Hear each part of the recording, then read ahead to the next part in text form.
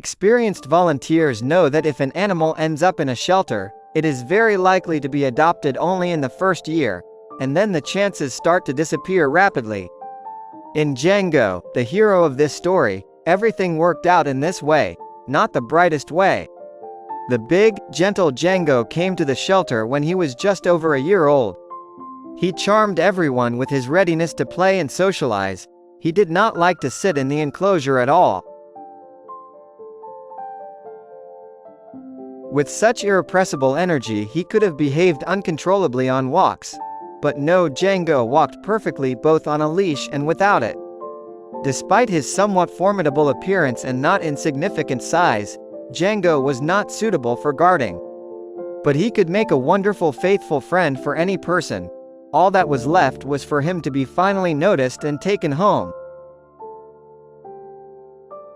But time went on inexorably, and nobody wanted to release Django.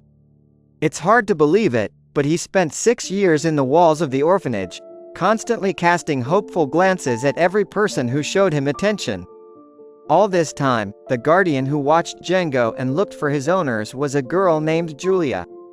She went out for walks with him, brought him goodies, made PR posts on social media and just socialized with the friendly dog. During the long time they spent together, Julia became as attached to Django as he was to her. After 6 years in the shelter, Django finally found his home. Julia became his owner and took him in.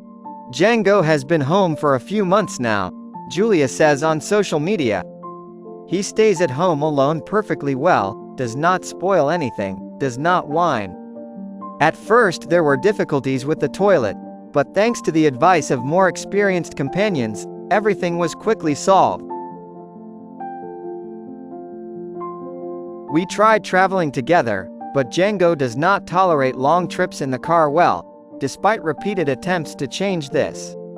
At first it was difficult for him to get used to the city. He was afraid of loud noises, cars, etc. But now he feels like a leader. A month ago we picked up his brother on the street. Now we are teaching them to coexist on the same territory.